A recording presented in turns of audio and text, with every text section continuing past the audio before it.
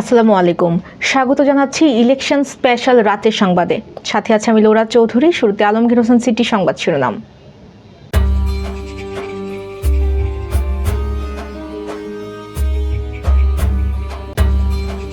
পদত্যাগ করলেন IGP Baharul Alam.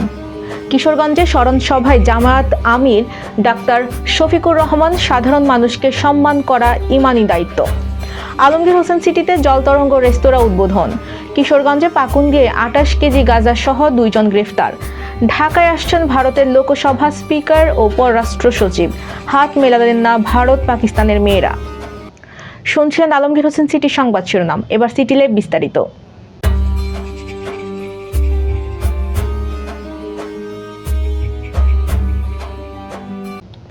Police মহাপরিদর্শক Baharul Alam পদত্যাগ করেছেন। চুক্তিভিত্তিক নিয়োগে থাকা পুলিশের এই শীর্ষ কর্মকর্তা আজ দুপুরে স্বরাষ্ট্র মন্ত্রণালয়ে পদত্যাগপত্র জমা দেন।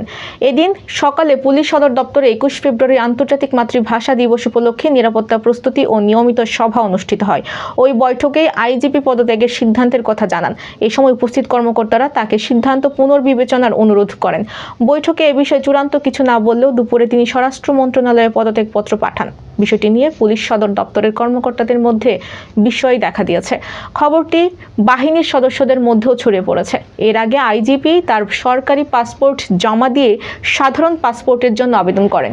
২০২৪ সালের ৫ আগস্ট আওয়ামী লীগ সরকারের পতনের পর থেকেই বিভিন্ন প্রশাসনিক পদে রদবদল হয়।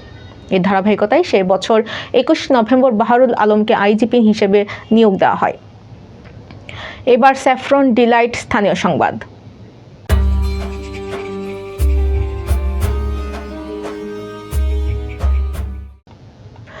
বাংলাদেশ জামায়াতে ইসলামীর আমির ডাক্তার শফিকুর রহমান বলেছেন, সাধারণ মানুষকে সম্মান করা আমার ইমানি দায়িত্ব। কৃষক শ্রমিকরা কঠোর পরিশ্রম করে হালাল রুজি উপার্জন করেন। তাদের ঘামের গন্ধ আমার কাছে আতরের মতো মনে হয়। অনেক সময় দেখি কেউ কেউ গরিব মানুষের সঙ্গে হাত মেলানোর পর আড়ালে গিয়ে হাত মুছে ফেলেন, কিন্তু আমি তাদের সেই ঘামের সম্মানের চোখে দেখি, ভালোবাসার সঙ্গে গ্রহণ করি।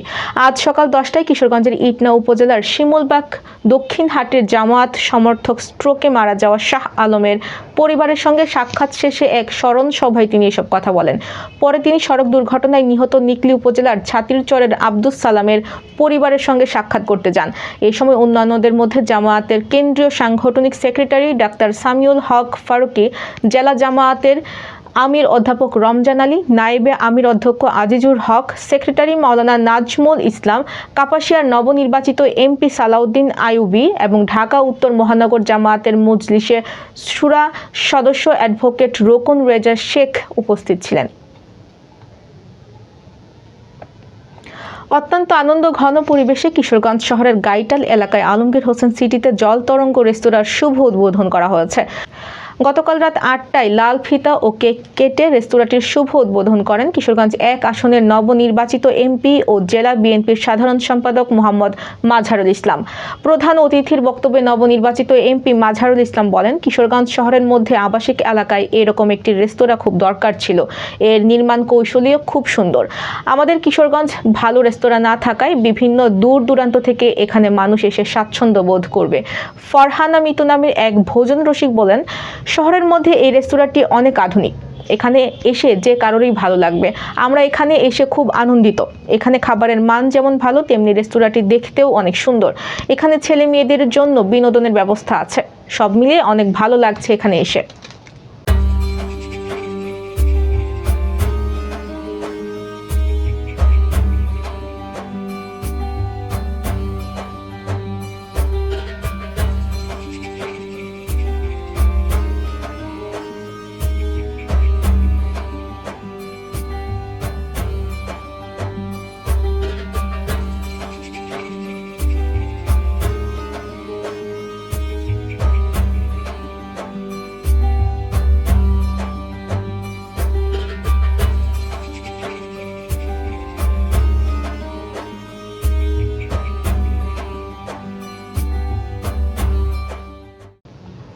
কিশোরগঞ্জের পাকুন্দিয়ায় অভিযান চালিয়ে 28 কেজি গাঁজা ও একটি প্রাইভেট কার সহ 2 ব্যক্তিকে গ্রেফতার করেছে রেব 14 সিপিসি 2 কিশোরগঞ্জ ক্যাম্পের একটি আভিযানিক দল।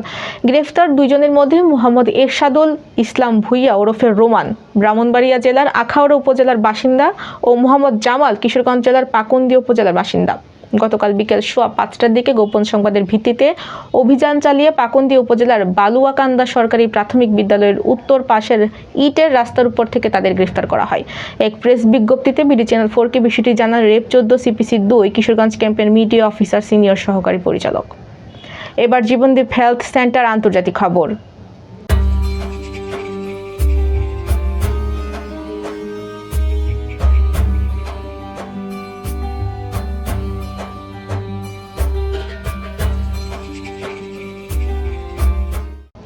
বাংলাদেশের নতুন সরকারের শপথ অনুষ্ঠানে যোগ দিতে ঢাকা সফরে আসছেন ভারতের লোকসভার স্পিকার ওম বিড়লা এবং পররাষ্ট্র সচিব বিক্রম মিস্ত্রি। উল্লেখ্য, ভূমিধস জয়ের পর প্রধানমন্ত্রী হিসেবে তারেক রহমানের শপথ অনুষ্ঠানে যোগ দিতে ভারতের প্রধানমন্ত্রী নরেন্দ্র মোদীকে আমন্ত্রণ জানানো হয়েছে। ভারতীয় মিডিয়ার খবরে বলা হয়, সেই অনুষ্ঠানে মোদী যোগ দিতে পারবেন কিনা তা নিশ্চিত নয়। তারপরে আজ এক সূত্রে জানা গেছে, ওই অনুষ্ঠানে যোগ দিতে ওম বিড়লা ও বিক্রম মিস্ত্রি ঢাকায় আসছেন। এবার জাপান এডুকেশনাল বিডি খেলার খবর।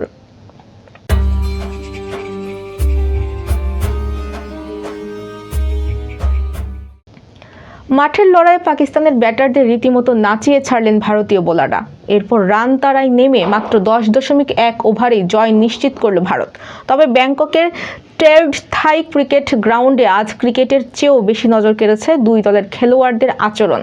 গত বছরের সেপ্টেম্বর থেকে ছেলেদের ক্রিকেট দিয়ে শুরু হওয়া হাত না মেলানোর রীতি বজায় রাখলেন দুই দেশের নারী ক্রিকেটাররাও।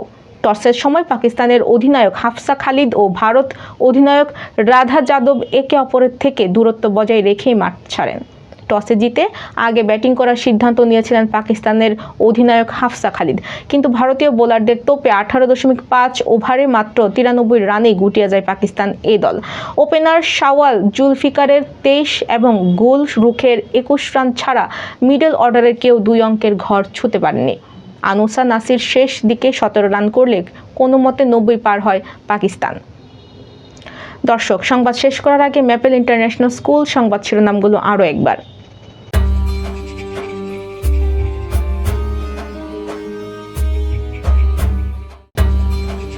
পদত্যাগ করলেন আইজিপি বাহারুল আলম।